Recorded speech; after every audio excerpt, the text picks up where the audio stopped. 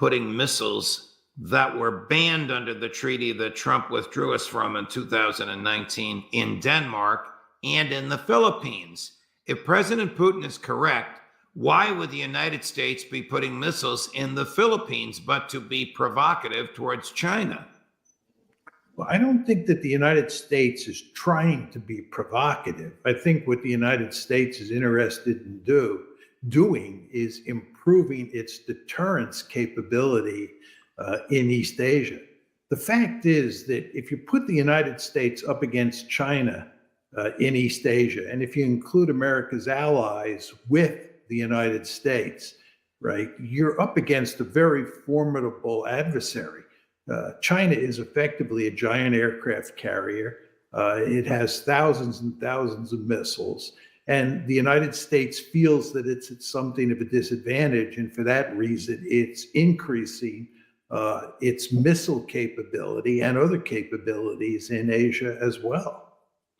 Before, before I ask you about the nature of the relationship, some sort of a friendship between Russia and China, just to bring back and refresh your memory, here is the man who opened up the United States to China in 1972. Here he is talking about it in 1983, cut number 3. The most indispensable factor in guaranteeing the security of Taiwan is a good relationship between the United States and Peking. If we have that relationship, that may restrain them. If Peking has a relationship like that with the Soviet Union, then Taiwan is in mortal danger. Okay, this is about Taiwan. He's obviously talking about Beijing. It was pronounced Peking at the time. He's obviously talking about Russia. It was the Soviet Union at the time. Does Nixon's analysis make sense in 2024? Yeah, it really does. It'd be very interesting to see what Nixon would say if he were alive today regarding the evolution of relations between Russia and China. You want to remember that he was the person who improved relations with China during the Cold War, so that in a very important way, it became China plus the United States versus Russia. In the first half of the Cold War, the Chinese and the Russians, or the Chinese and the Soviets, were allied, much the way they are today. And Nixon and Kissinger recognized that this was not to America's advantage. It made much more sense for us to form an alliance with the Chinese against the Soviet Union for purposes of containing the Soviet Union. And Nixon made that happen. What's happened today is that the United States, because of its remarkably foolish foreign policy, has terrible relations with the Russians. As we've talked about many times, we're effectively fighting against the Russians in Ukraine, and we've pushed the Russians and the Chinese together, which makes no sense at all. What is the relationship between Russia and China today? Is it an alliance? Is it a defense alliance?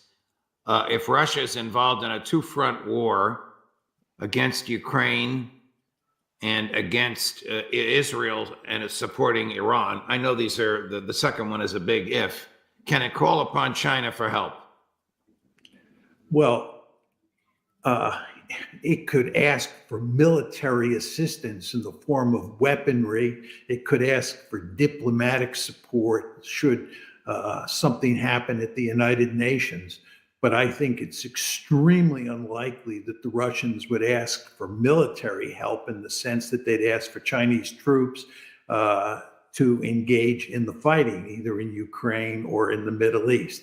You don't have a really tight alliance here. There's no question that these two countries have been pushed together so that they help each other in all sorts of ways. But in the scenario that you described, it's hard to imagine the Chinese coming into the actual fighting on the side of the Russians. You know, at the risk of getting a little bit into the weeds in history, that Nixon tape was in 1983, after the Jimmy Carter era legislation of the One China policy, and he's still talking about protecting Taiwan. Was he still wearing his old pre-72 Cold War hat? There were two Chinas. Well, I think that what Nixon wanted was his cake and eat it too. In other words, he understood that in a very important way, he had to sell the Taiwanese down the road to get an alliance of sorts with China. In other words, to flip China out of the Soviet side of the equation and move them over to the American side of the equation. He had to sell the Taiwanese down the road. But he wanted to do everything he could at the same time to keep Taiwan as a de facto independent country. And the fact is that we have succeeded at doing that up to this point. Despite the fact we pay homage to the one China policy, the fact is at the same time, Taiwan remains a de facto independent country. And that's in large part because the United States has backed Taiwan. Would it be wise or would it be foolish for us to resist mainland China militarily if they began some military effort to take over the government of Taiwan? Well, I'm in favor of making sure that Taiwan can defend itself so that that scenario is never realized. But I'm one of a number of people who would defend Taiwan if the Chinese attacked it, because I think Taiwan is of great strategic importance. I know that you and many others, including many of my realist friends, disagree with me on that point. And think that Taiwan is not worth defending. Didn't you say just a few minutes ago that even with our allies, were we to attempt to resist China militarily, they would present the more formidable force?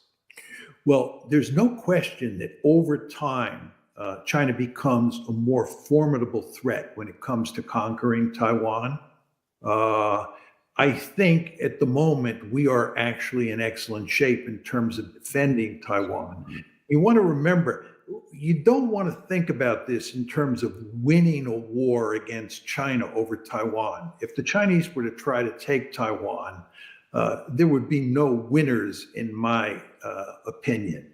And that provides lots of deterrence. So I think that really all that is necessary here is for the United States to make it clear to China that they can't win. We can't win as well, but they can't win a war over Taiwan either. And then if we get to the point where they can win, if you make it clear that any victory would be a Pyrrhic victory, that would go a long way towards providing deterrence. And then finally, I would note, you want to remember that we're talking about two nuclear-armed great powers here. China has nuclear weapons, and the United States has nuclear weapons. So I think in terms of sort of heading off a war between the United States and China over Taiwan, it should be possible for the United States to achieve that goal, certainly in the short term, but even over the long term. Let's go from Beijing to Western Europe. What is the message that French voters have sent to President Macron? Stop talking about sending the French Foreign Legion to Ukraine? Well, I think the problems in France go much deeper than Ukraine. I think there's no question in Ukraine, like in many other countries around the world, including the United States, there is a great deal of dissatisfaction with the governing elite's policies towards Ukraine. And this, of course, includes Macron. And Macron, as we all know, fully supports America's or NATO's policy towards Ukraine. And I think that dissatisfaction with that particular policy contributed to Macron's defeat in the recent election. But I don't think that is by any means the principal reason that he's in so much trouble. Would you say the same for the likely ouster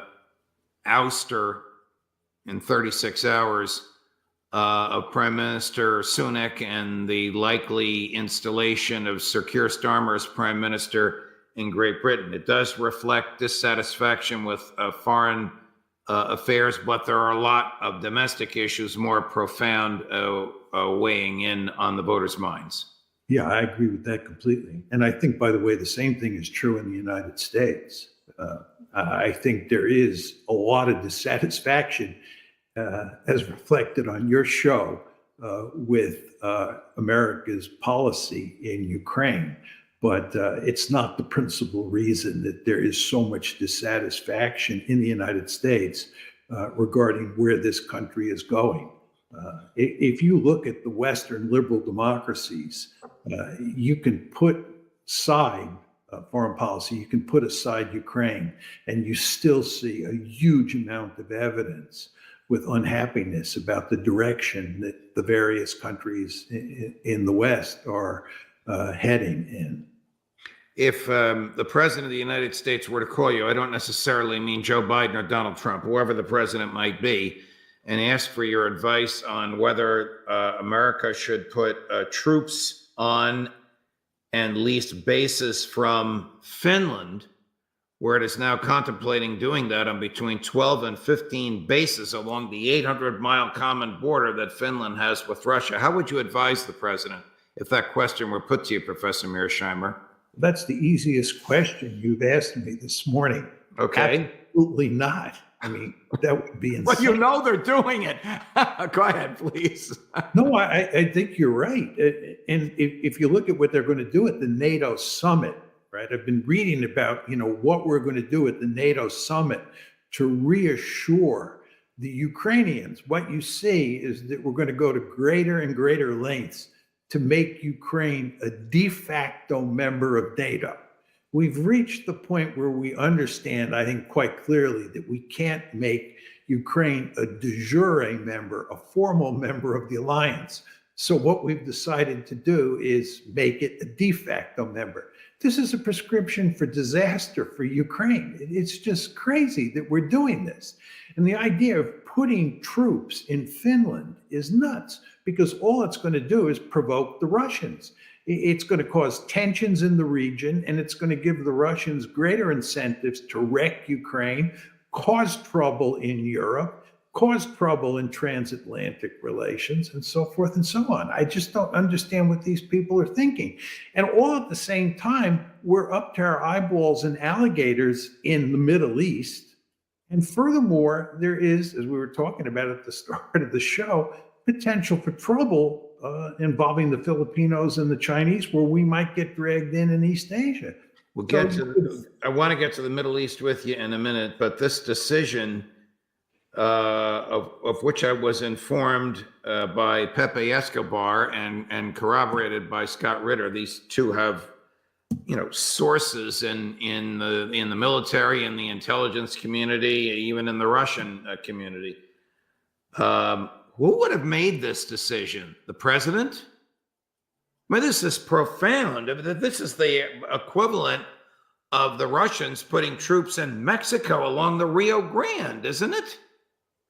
Yeah, I mean, and you also want to remember, this is why the Russians did not want Ukraine in NATO, because their great fear was that we would end up stationing American troops or NATO troops and American weapons, possibly nuclear weapons, in Ukraine. And from the Russian point of view, this was an existential threat, and therefore it was verboten. But you're exactly right. You start putting troops and bases in Finland, you're really asking for trouble. But we like to ask for trouble, especially when it comes to the Russians. In your view, could a decision like this have been made without presidential authorization, given the movement of resources, assets, and human beings? No, I think this is definitely a presidential decision. I mean, I'm sure that Biden was fully briefed and he was fully aware of what he was doing. Biden is a super hawk when it comes to foreign policy, and he's especially hawkish when it comes to Ukraine. And he understands that NATO is in real trouble and the Ukrainians are in real trouble in their war with Russia. And they're doing everything they can now to double down, which is what they've been doing, which is what Biden has been doing since he moved into the White House in January 2021. Does the Kremlin truly believe, and is their belief based on sound evidence, that the American government is responsible for the attack on the beach in Sevastopol 2 Sundays ago? And if they believe it, and I think you're going to say they do because they say they do, what is the likely military, if any, response? Long question, my apologies. Yeah, well, they definitely think that we're responsible. Certainly, they understand that the ATACMS missiles are our missiles that we gave to the Ukrainians. Furthermore, we're providing the Ukrainians with intelligence so that they can launch these missiles at particular targets. And as we've talked about before, there's all sorts of evidence that the Americans are helping the Ukrainians program the missiles and fire them. That's not to say that our fingers are on the trigger, but even there, I wouldn't be surprised if that was the case. So yeah, the Americans are involved in this, and the Russians understand this. And the question is, what are they going to do in response? And that's very hard to say. There's been talk that they may shoot down reconnaissance drones, American reconnaissance drones, things like Global Hawk that hover over the Black Sea and monitor what's going on inside Russia. So possibly they'll shoot down some of those drones. There's also been talk that what they'll do is now give more sophisticated missiles to the Houthis, to Hezbollah, and other adversaries of the United States in the greater Middle East. That's a possibility. So one can posit a variety of scenarios. But as I said to you the last time I was on the show, I think the Russians are doing very well on the battlefield, and they have a vested interest in not escalating the crisis with the United States. So I would not expect them to do anything that is too radical or too drastic.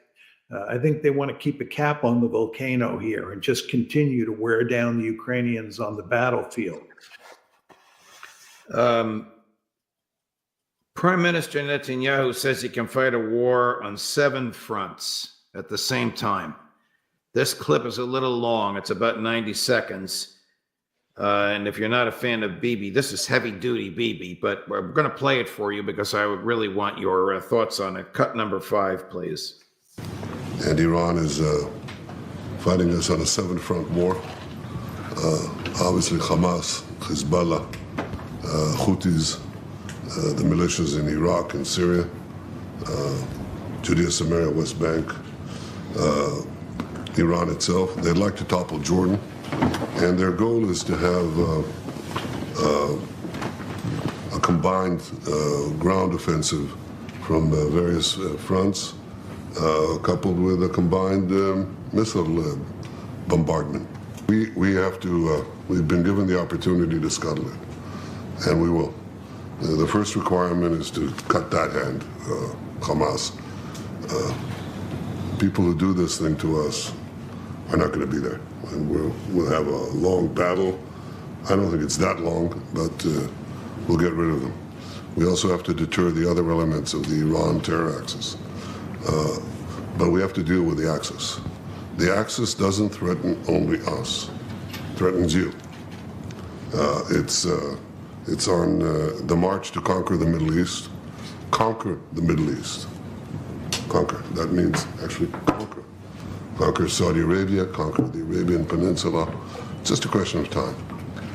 And what's standing in their way is the small Satan, that's us, on the road to the middle-sized Satans, that's the Europeans. They're always offended when I tell them that. You're the great Satan, not them. Okay, and we have to stop them. He can't defeat Hamas. His IDF has said that numerous times as recently as yesterday. How can he possibly expect to wage all those wars against Houthi, Hezbollah, and Iran itself? He can't. He's blowing smoke. There were actually 3 very interesting articles in the New York Times and the Wall Street Journal yesterday, July 2nd, that really show how much trouble Israel is in. The first 2 articles, which were in the Wall Street Journal, said, first of all, that Iran is in very good shape these days, that Iran is improved its position in the world. It's become something of a worldwide power. And then it went on to describe why Iran is doing quite well. Then the second article, the second and third articles both dealt with the whole question of the Israelis' capability to deal with Hamas. And it's quite clear from those two articles that the IDF is in real trouble, that the military wants a ceasefire in Gaza because the military forces are worn out. They need a break. And when you think about them attacking Hezbollah at this point in time, it's hard to see how they can pull that off. Again, the military is asking Netanyahu for a ceasefire in Gaza because they are worn out. They are running out of weapons. This is what the article says. And the Wall Street Journal and the With New York. all we're sending them, they're at the head of the line. With all we're sending them, they're running out of weapons. That's right.